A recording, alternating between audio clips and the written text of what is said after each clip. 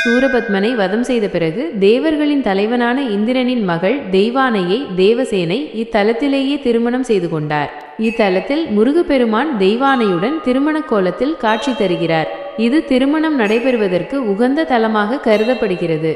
முருகப்பெருமானின் 6 படை வீடுகளில் திருப்பரங்குன்றம் முதல் படை வீடாக திகழ்கிறது. திருமுருகாற்றுப்படை, கலித்தொகை, மதுரை காஞ்சி, பரிபாடல் போன்ற சங்க இலக்கியங்களில் குறிப்பிடப்பட்டுள்ளது. திருமுருகாற்றுப்படை இயற்றிய நக்கீரர் முருகனை பாடிய முதல் தலம் இது என்று கூறப்படுகிறது. திருச்செந்தூர் முருகன் கோவில் முருகப்பெருமானின் 6 படை வீடுகளில் 2வது படை வீடு ஆகும். முருகப்பெருமான் சூரபத்மனை வதம் செய்த தலம் திருச்செந்தூர். இந்த வரலாற்று முக்கியத்துவம் வாய்ந்த நிகழ்வின் நினைவாக கந்த சஷ்டி விழா இங்கு வெகு விமரிசையாக கொண்டாடப்படுகிறது. முருகனின் 6 படை வீடுகளில் கடற்கரையில் அமைந்திருக்கும் ஒரே கோவில் திருச்செந்தூர் சுப்பிரமணிய சுவாமி கோவில்தான். சண்முகர் மற்றும் மூலவர் சுப்பிரமணியர் என 2 மூலவர்கள் உள்ளனர். மூலவர் சுப்பிரமணியர் கிழக்கு நோக்கியும் சண்முகர் தெற்கு நோக்கியும் அருள்பாலிக்கிறார்கள். வீரபாகு தேவர் இங்கு காவல் தெய்வமாக உள்ளார். இதனால் இத்தலத்திற்கு வீரபாகுபட்டினம் என்ற பெயரும் உண்டு. முன்னர் இக்கோவில் அமைந்த இடம் திருச்சீரலைவாய் என அழைக்கப்பட்டது. நாழிக்கிணறு என்ற 24 அடி ஆழ கிணறு உள்ளது. இங்கு நீராடிய பிறகே கடலில் நீராட வேண்டும் என்பது ஐதீகம். திருச்செந்தூர் முருகன் கோவில் பக்தர்கள் தங்கள் துன்பங்களை நீக்கி மகிழ்ச்சியையும் சந்தோஷத்தையும் பெற அருள்பாலிப்பதாக நம்பப்படுகிறது. பழனி முருகன் கோயில் தமிழ்நாட்டில் உள்ள முருகப்பெருமானின் 6 படை வீடுகளில் 3வது படை வீடாக போற்றப்படுகிறது. பழனி முருகன் சிலை போகர் சித்தர் என்பவரால் 9 வகையான அரிய மூலிகை பொருட்கள் நவபாஷானம் கொண்டு உருவாக்கப்பட்டது. இந்த சிலை மீது செய்யப்படும் அபிஷேக பொருட்களுக்கு மருத்துவ குணங்கள் இருப்பதாக நம்பப்படுகிறது. இந்த அபிஷேக பொருட்களை உட்கொள்வதால் நோய்கள் நீங்கி ஆயுள் கூடும் என்பது பக்தர்களின் நம்பிக்கை. முருகப்பெருமான் இங்கு தனது ஞான பழத்திற்காக ஏற்பட்ட கோபத்தால் உலக ஆசைகளை துறந்து ஆண்டிக்கோலத்தில் காட்சியளிக்கிறார். மனக்குழப்பம், தீராத நோய்கள், வழக்குகள் போன்ற பிரச்சனைகளுக்கு ஆண்டிக்கோல முருகனை வணங்குவது மிகுந்த பலனை தரும் என்று நம்பப்படுகிறது. பழனி முருகன் கோயில் சனி தோஷ நிவர்த்தி தலமாகவும் போற்றப்படுகிறது. பழனி பஞ்சாமிர்தம் மிகவும் பிரசித்தி பெற்றது. பழனிக்கு வரும் பக்தர்கள் தவறாமல் பஞ்சாமிர்தம் வாங்கிச் செல்வது வழக்கம். முருகப்பெருமானின் ஞானத்தையும் அருளையும் வேண்டி லட்சக்கணக்கான பக்தர்கள் இக்கோயிலுக்கு வருகை தருகின்றனர்.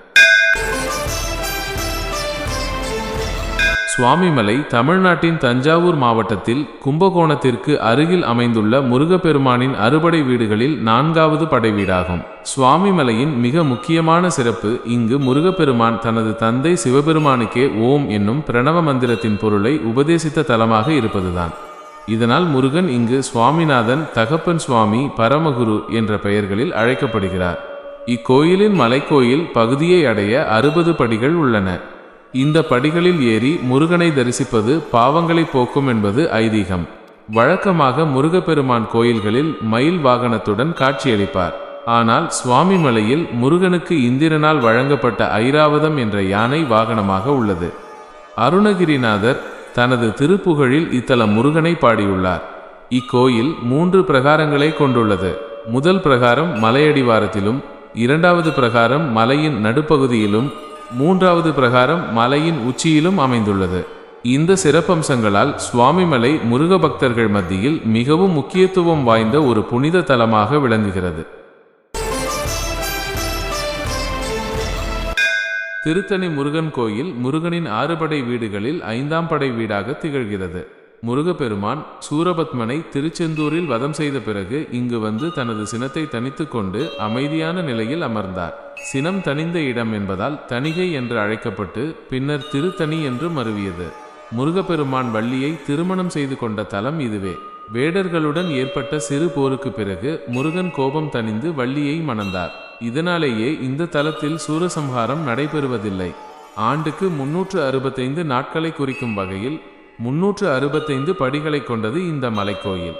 டிசம்பர் 31 அன்று ஒவ்வொரு படியிலும் கற்பூரம் ஏற்றி சிறப்பு பூஜைகள் செய்து பஜனை குழுவினர் பக்தி பாடல்களை பாடி மலைக்கோயிலுக்கு சென்று வழிபடும் படித்திருவிழா இங்கு வெகு விமர்சையாக கொண்டாடப்படுகிறது. மற்ற முருகன் கோயில்களில் இருப்பது போல் இங்குள்ள மூலவர் முருகப்பெருமான் சிலையில் வேல் இருக்காது. அலங்காரம் செய்யும் போது மட்டுமே வேல் சாற்றப்படுகிறது. அவர் சக்தி ஹஸ்தம் எனப்படும் வஜ்ரவேலுடனேயே காட்சி தருகிறார்.